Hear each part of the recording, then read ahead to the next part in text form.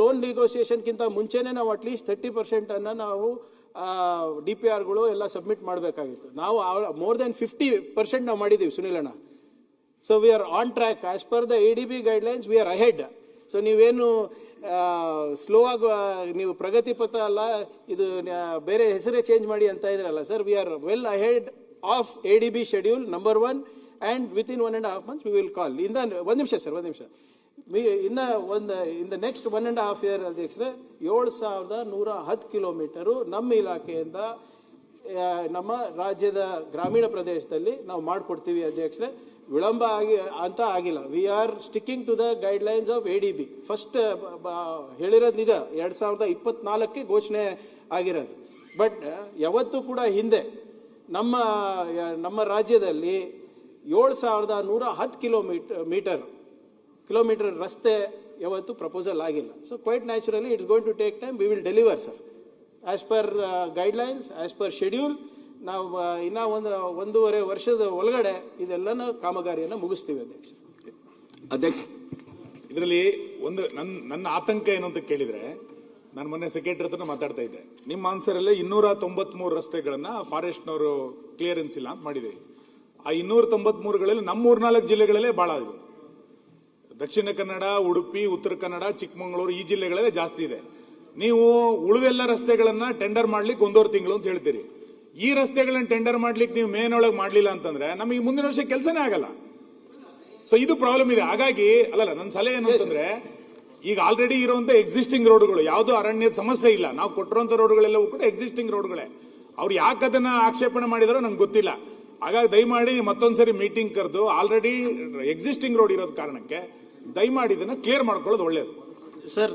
ತಾವು ಹೇಳ್ದಂಗೆ ನಾವು ಆಗ್ಲೇ ಅವರಿಗೆ ಮನವಿ ಮಾಡ್ಕೊಂಡಿದೀವಿ. ಇದು ಇವಾಗಿನ ರೋಡ್ ಅಲ್ಲ, ಸುಮಾರು 50 ವರ್ಷದಿಂದ ಈ ಹಾದಿನಲ್ಲಿ ಜನರು ಹೋಗ್ತಾ ಇದ್ದಾರೆ, ಬರ್ತಾ ಇದ್ದಾರೆ. ಇಟ್ಸ್ ಅ ಮೋಟ್ರೇಬಲ್ ರೋಡ್ ಅಂತಾನೆ ನಾವು ಕೊಟ್ಟಿರೋದು. ಈಗ ADB ಟೀಮ್ ಅವರು ನಾವು ಯಾವುದೂ ಕೂಡ ಬಿಟ್ಕೊಡ್ತಾ ಇಲ್ಲ ಸರ್. ಎಲ್ಲಾನು ಕೂಡ ಮತ್ತೊಮ್ಮೆ ಪೂರ್ವ ಪರಿಶೀಲನೆ ಮಾಡಲಿಕ್ಕೆ ಅವ್ರು ಹೇಳಿದರೆ, ಅವರು ರಿವ್ಯೂ ಮಾಡ್ಲಿಕ್ಕೆ ಅವರೇ ಬರ್ತಾ ಇರೋದು. ನೀವು ಹೇಳ್ದಂಗೆ ಹೊಸದ ರೋಡ್ ಯಾವುದು ಕೊಟ್ಟಿಲ್ಲ ಅಧ್ಯಕ್ಷರೇ. ಆಮೇಲೆ ಇದರಲ್ಲಿ ನಾವು ಶಾಸಕರು ಏನು ಕೊಟ್ಟಿದ್ದಾರೆ ಅದೇ ನಾವು ಮಾಡಿರೋದು.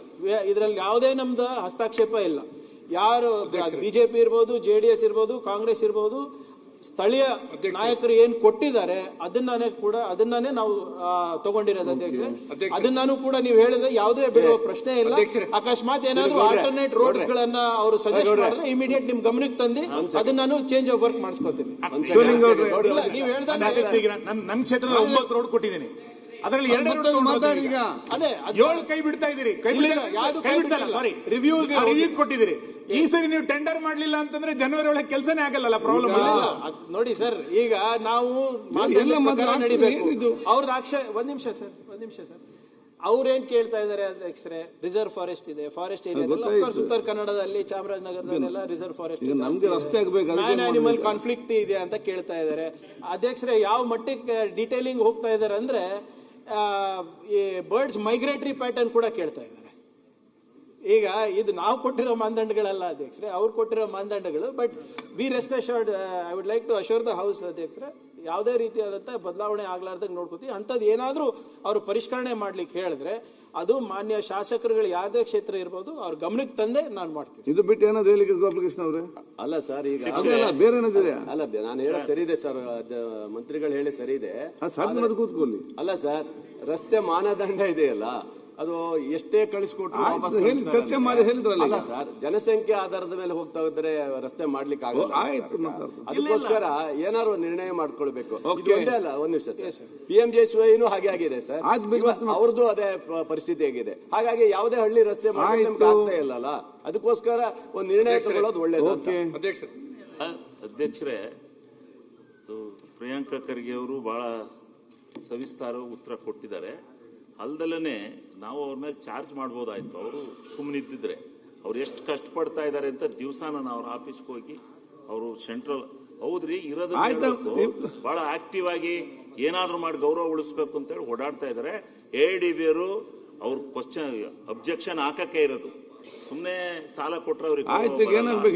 ಆಮೇಲೆ ಅದ್ರ ಜೊತೆಗೆ ಒಂದು ನಮ್ಮ ಅರಣ್ಯದವರು, ನಮ್ಮ ರಾಜ್ಯದ ಅರಣ್ಯದವರು ನಾವೇನಾದ್ರೂ ಮಾಡಿ ಅದಕ್ಕೆ ಒಂದು ವ್ಯವಸ್ಥೆ ಮಾಡಿ ಬಿಟ್ಕೊಡಕ್ಕೆ ಹೇಳ್ಬೇಕು. ಅರಣ್ಯ ಏನಿಲ್ಲ ಅಲ್ಲಿ, ಎಲ್ಲ ಕುರ್ಚಲ್ ಗಿಡ ಇದೆ. ಅದನ್ನ ಅರಣ್ಯ ಮಂತ್ರಿಗಳಿಗೂ ಹೇಳಿ ಒಂದು ಮೀಟಿಂಗ್ ಮಾಡಬೇಕು. ಆಮೇಲೆ ಕೇಂದ್ರ ಅರಣ್ಯ ಇದೆಯಲ್ಲ, ಮೀಸಲು ಅರಣ್ಯ, ಅವರನ್ನಂತೂ ನಾವು ಹೋಗಿ ನೋಡಕ್ಕೂ ಹಾಕಲ್ಲ. ಅದನ್ನ ಕೇಂದ್ರ ಸರ್ಕಾರದಲ್ಲಿ ಇವರೇ ಹೇಳ್ಬೇಕು, ಹೋಗಿ ಹೇಳಿ ಯಾವುದೇ ಕಾರಣಕ್ಕೂ ಈ ADB-ಯಿಂದ ತಗೊಂಡು ಇವತ್ತೇನು ಒಂದು ಒಳ್ಳೆ ಯೋಜನೆನ ಗ್ರಾಮೀಣ ಲಿಂಕ್ ರೋಡ್ ಅನ್ನು ತಂದಿದ್ದಾರೆ, ಅದನ್ನ ಮಾಡ್ಲಿಕ್ಕೆ ಇವರು ಏನು ಅಡಚಣೆ ಮಾಡ್ತಾ ಇದ್ದಾರೆ ಎಲ್ಲಾ ಇಲಾಖೆಗಳಿಂದಲೂ ಸರ್ವತವಾಗಿ ತೀರ್ಮಾನ ಆಗಬೇಕು. ಅದನ್ನ ಅವರು ಮಾಡಬೇಕು ಅಂತಕ್ಕಂಥದ್ದನ್ನು ನಾನು ಸಜೆಷನ್.